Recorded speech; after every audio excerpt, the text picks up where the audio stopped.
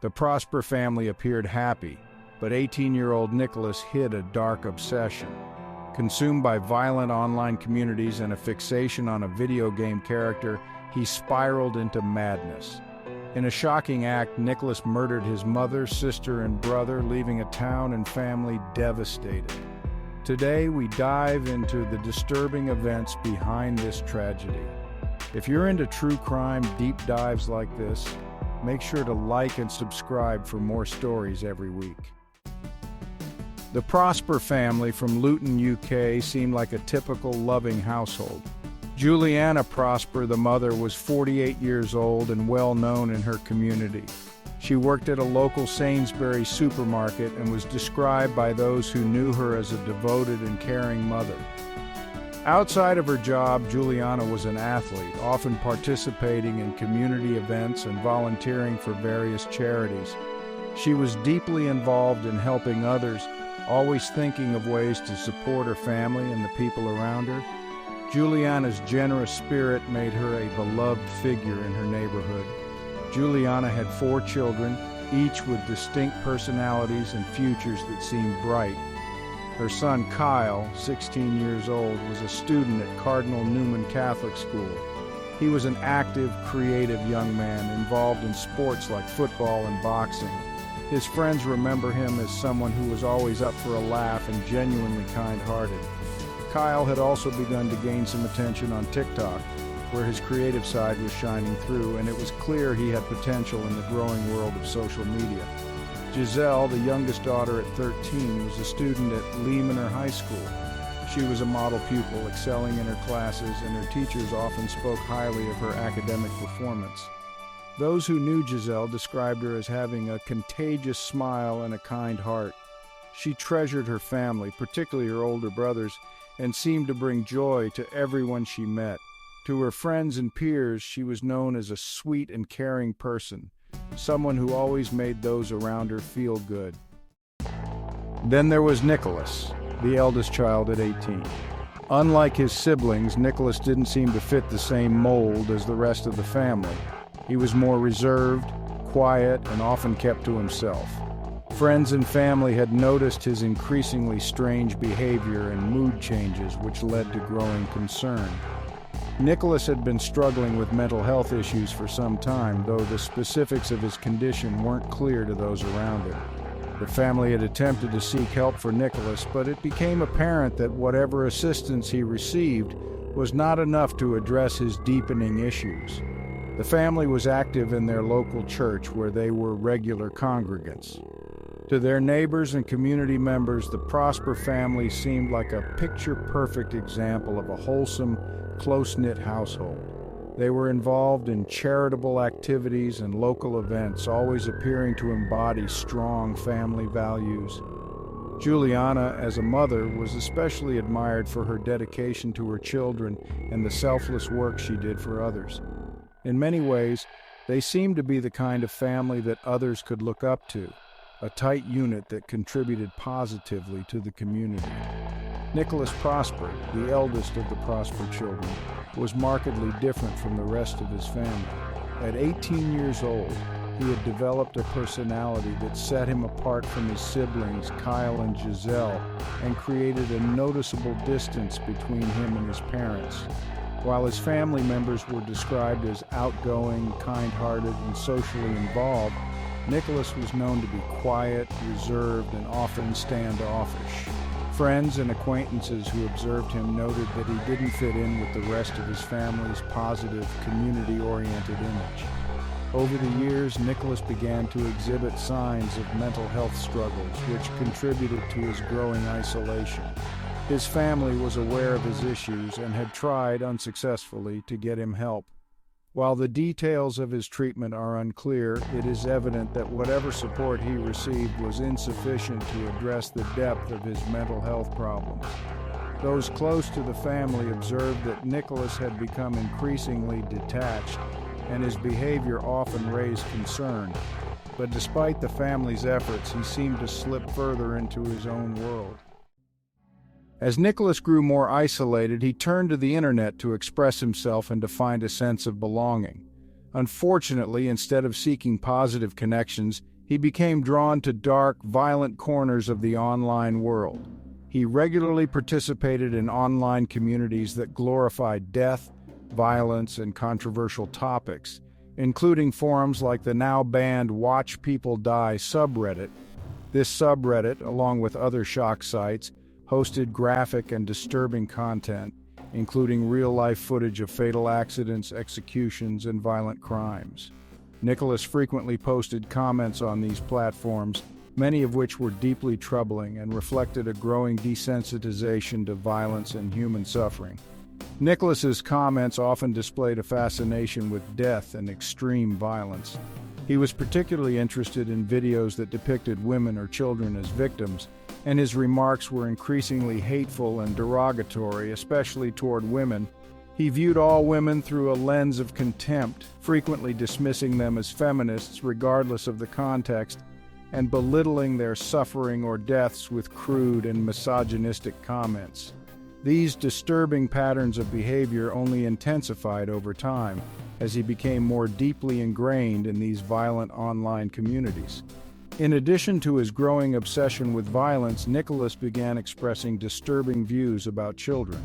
He would defend inappropriate relationships with children, frequently engaging in heated arguments with others online who opposed his views. Nicholas's comments defending these positions often read like pseudo-academic essays, filled with references to studies and attempts to justify his stance on morally and legally indefensible actions. His insistence on rationalizing his disturbing views led to him being banned from several online platforms, but each time he was banned, he quickly created new accounts to continue his behavior.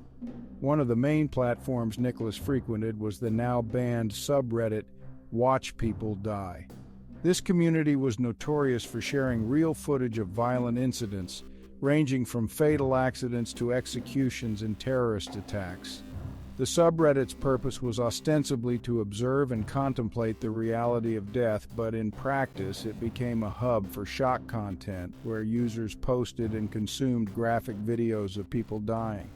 Nicholas was an active member of this community for some time until it was banned following the Christchurch mosque shooting in 2019, where footage of the attack had been shared on the platform. Even after the ban, Nicholas, like many others, continued to seek out similar content on alternative websites that emerged to replace it. Nicholas's comments on these platforms provided a disturbing insight into his mindset. He frequently posted on videos of real-life violence, often making jokes or belittling the victims. His comments reflected a deep-seated disregard for human life, particularly when it came to women. In numerous posts, Nicholas would derisively refer to women who were the victims of violence as feminists, dismissing their suffering with phrases like "bye feminists" or "they probably deserved it." These comments demonstrated not only a complete lack of empathy, but also an underlying misogyny that seemed to dominate his worldview. His hostility toward women extended beyond dismissive comments about their deaths. Nicholas regularly posted in threads where women were harmed or killed, offering gleeful or mocking commentary. In one particularly vile instance, he commented on a video where a young girl had taken her own life after being assaulted. Rather than express any kind of sympathy or concern, Nicholas reduced the tragedy to a crude and inappropriate joke, saying, "She died because the dick was too good." This comment, like many others he made, received a significant number of downvotes from other users, even in these dark corners of the internet. Yet, despite the negative reactions, Nicholas seemed undeterred, continuing to push the boundaries of what was socially and morally acceptable. Nicholas's disturbing views were not limited to violence against women. He also made increasingly inappropriate comments about children.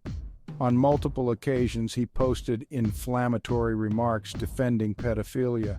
In one discussion, he argued that relationships between adults and children were not inherently harmful, using pseudo-intellectual language and citing misleading or misinterpreted sources to support his claims. He would often engage in long arguments with other users, attempting to defend his views with what he believed were logical, well-reasoned arguments. However, these debates typically ended with him being banned or downvoted, as his arguments were met with disgust and rejection from other users.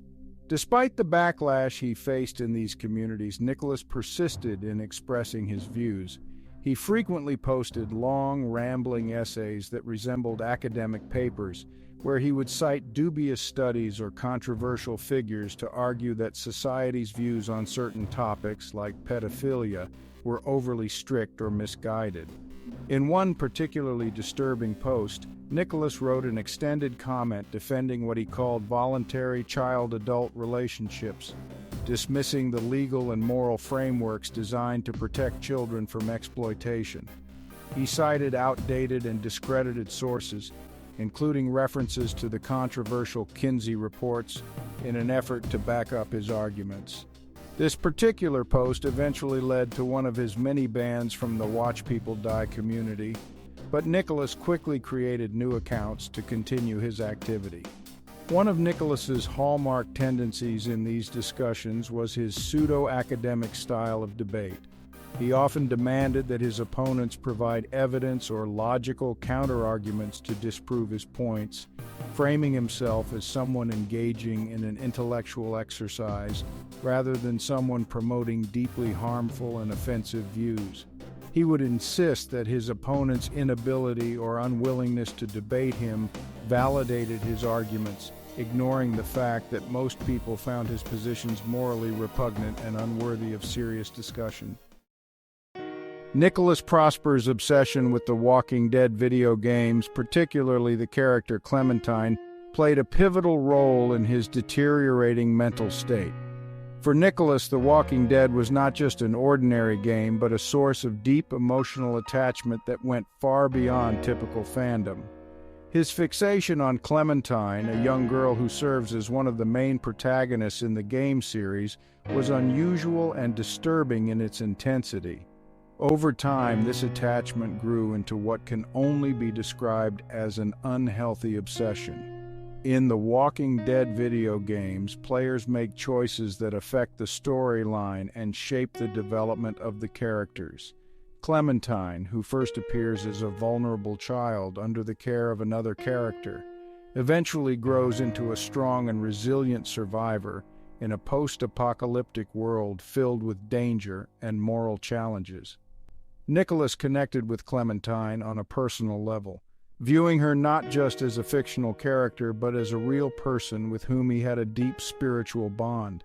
This connection went so far that Nicholas began to see Clementine as a kind of religious figure, someone who guided and inspired him, much like a deity or a prophet might inspire a follower. For Nicholas, Clementine represented purity, innocence, and strength in the face of adversity. He spoke of her in near-reverent terms, believing that he was chosen by her, as if he had some divine connection to her world. In various online posts and comments, Nicholas expressed a desire to exist in Clementine's universe, even fantasizing about inhabiting her body. He wanted to protect her at all costs, and this protective instinct warped into an extreme, almost fanatical need to preserve her character from any perceived harm, even within the fictional confines of the game. Nicholas's obsession wasn't limited to his private thoughts. He took it a step further by introducing the Walking Dead games to his younger sister Giselle. Given his strong attachment to the game, he likely wanted to share what he viewed as an important part of his life with his sibling. However, his expectations for how she would interact with the game and its characters were far from reasonable. Nicholas wanted Giselle to experience the game in the exact same way he did, and to make the same decisions that he believed were in Clementine's best interest. During one of their playthroughs of the game, Nicholas's expectations for how Giselle would play were shattered. In The Walking Dead, there are several pivotal moments where players can make choices that affect the storyline. In two particular scenes, the player is given the option to kill human characters in front of Clementine. While these decisions are complex and emotionally charged, they don't physically harm Clementine, but they do influence her emotional state and how she views the world around her. Nicholas, who saw himself as Clementine's protector, believed that making certain choices would traumatize her and ruin her character development. When Giselle made decisions that Nicholas disagreed with, specifically choosing to kill characters in front of Clementine, Nicholas was enraged. To him, these decisions were not just poor choices in a game, but a direct affront to Clementine's well-being. He couldn't separate the fictional narrative from reality and saw Giselle's choices as personally harmful to Clementine, which, in Nicholas's mind, justified his anger. His protective feelings toward Clementine, which had once been confined to the game, were now spilling over into his real life, impacting his relationship with his sister. From that point forward, Nicholas harbored a growing resentment toward Giselle. What may have seemed like a trivial disagreement over a video game to outsiders was, for Nicholas, a deeply personal and emotional betrayal. He fixated on Giselle's choices in the game, seeing them as a form of irreparable harm to Clementine, and he never let go of the anger this caused him. Over time, this resentment festered, and his mental state continued to decline. His inability to separate the fictional events of the game from reality played a significant role in his eventual breakdown. Nicholas's obsession with Clementine continued to dominate his thoughts. He used her image as his profile picture on various social media platforms and even created entire Pinterest boards dedicated to collecting images of the character. His admiration for her morphed into a near worship, and he would often reference her in his online posts, speaking of her as if she were a real person guiding his life. In one of his more bizarre posts, Nicholas expressed a desire to either travel to Clementine's universe or somehow become a darling femboy version of her, suggesting that he had completely blurred the lines between reality and fantasy. This obsessive connection to a fictional character, coupled with his growing resentment toward his family, particularly Giselle, created a dangerous mental state.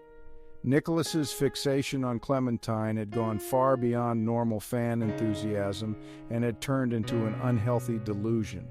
His belief that he was chosen by Clementine and his desire to protect her at all costs fueled his anger toward his sister and eventually his entire family. In the days before the murders, Nicholas's behavior became even more disturbing. He isolated himself further from his family, spending hours locked in his room or absorbed in his online world. His postings during this period reflected his growing instability. He continued to express his hatred of women, his inappropriate views on children, and his obsession with violence. Yet even in the face of this dark spiral, his family seemed unaware of just how dangerous Nicholas had become. Although they were concerned about his mental state, they likely did not realize the extent of his violent fantasies or the fact that he had acquired a weapon. On the night before the murders, Nicholas set up a webcam and recorded a video. In it, he ranted about the choices his sister Giselle had made in the Walking Dead game, and he specifically mentioned his plan to mutilate her face because of the wrong decisions she had made. His fixation on these choices had reached an extreme point where he felt the need to exact revenge on his sister for what he saw as irreparable damage to Clementine's character. Nicholas's inability to separate fiction from reality had driven him to plan a horrific act of violence. In the early hours of September 13, 2024, Nicholas put his plan into action. Armed with the illegally obtained shotgun, he approached his family. It was around 5:30 in the morning when the confrontation began. According to reports, he shot and killed his mother, Juliana, first. Then, he turned the gun on his sister, Giselle, and brother, Kyle, fatally wounding both. Nicholas had taken the lives of 3 members of his family, and in his mind it was all justified by the anger and resentment he had built up over the months. After committing the murders, Nicholas fled the scene on foot, leaving the shotgun behind. In his escape, he grabbed several kitchen knives, likely believing that he would need them to defend himself. Police were quickly alerted to the scene after neighbors heard the gunshots, though many initially thought the noise was caused by a car backfiring. Upon arriving, the police found the bodies of Juliana, Kyle, and Giselle, along with the abandoned shotgun. Realizing the gravity of the situation, they began an immediate search for Nicholas, who was still on the run. As the police search continued, Nicholas made one final attempt to explain his actions. He uploaded a video to a file-sharing site detailing his twisted reasoning for the murders, once again blaming Giselle's in-game choices in The Walking Dead and expressing his frustration with his family. He then posted the link to this video on his personal Facebook page, which only added to the shock and horror of those who knew the family. Just hours after the murders, at around 6:22 a.m., Nicholas was located by police on Birmingham Road, not far from the family home. He was walking down the sidewalk, still armed with the kitchen knives. Fortunately, the police were able to apprehend him without incident, bringing the manhunt to an end. Nicholas was taken into custody, where he was charged with the murders of his mother, Juliana, his sister, Giselle, and his brother Kyle. In addition, he faced charges related to the illegal possession of the shotgun and carrying the kitchen knives in public. The emotional weight of the proceedings became especially clear when Nicholas's father, Ray Prosper, stood in the gallery. Despite the unimaginable grief and horror of losing his wife, daughter, and son at the hands of his eldest child, Ray expressed a deep, conflicted love for Nicholas. In a moment that captured the complex emotions surrounding the case, Ray, overcome with emotion, shouted out to his son, "I still love you, son. It's not your fault, okay?" His words were filled with sorrow, and his tearful plea highlighted the pain that the remaining family members were enduring. It was a tragic expression of a father's love for a son, despite the horrific acts Nicholas had committed.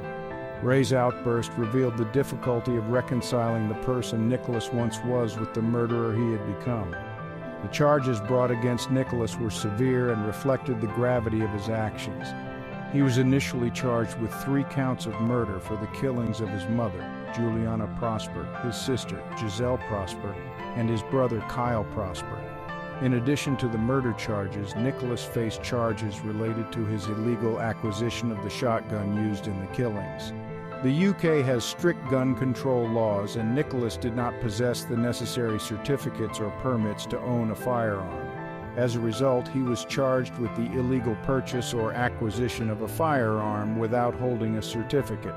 Furthermore, he was charged with possession of a shotgun and possession of a bladed article, kitchen knives that he had taken from the house during his flight from the scene. These charges reflected not only the brutal nature of the crime, but also Nicholas's disregard for the law in acquiring and possessing the weapon used in the killings. During the initial court hearing, Deputy District Judge Robert Borwick ordered Nicholas to be remanded in custody, as there was no question of bail being granted for such a serious case. The judge made it clear that Nicholas would remain in custody until the next phase of the legal process, which was scheduled to take place at Luton Crown Court. A preliminary hearing was set for September 18, 2024, where the case would move forward toward a more formal legal process. In the days following the murders, tributes poured in for the victims. A makeshift memorial was established outside the apartment building where the Prosper family lived, with flowers, candles, and notes left by friends, neighbors, and even strangers. Many in the community came forward to express their grief, sharing memories of Juliana, Giselle, and Kyle, and offering their condolences to the surviving family members. Juliana, who was known for her kindness and involvement in the community, was especially remembered as a devoted mother who had always put her children first. Her death left a profound void, not only for her remaining family members, but also for those who had known her through work and church activities. In response to the overwhelming grief, a GoFundMe campaign was launched to help cover the funeral costs for Juliana, Giselle, and Kyle. The community rallied around the surviving members of the Prosper family, raising over £15,000 in a matter of days.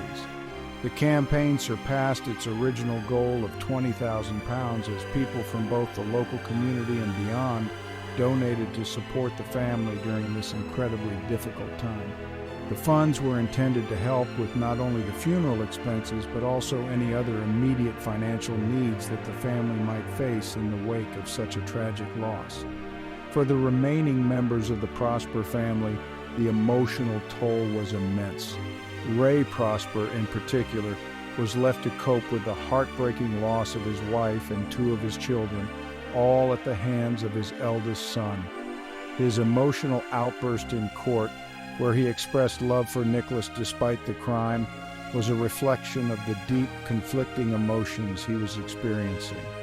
The surviving family members were left to process not only the grief of losing loved ones, but also the incomprehensible reality that one of their own was responsible for the tragedy. If you found this story compelling and want to dive deeper into more true crime cases, make sure to hit that like button and subscribe to the channel.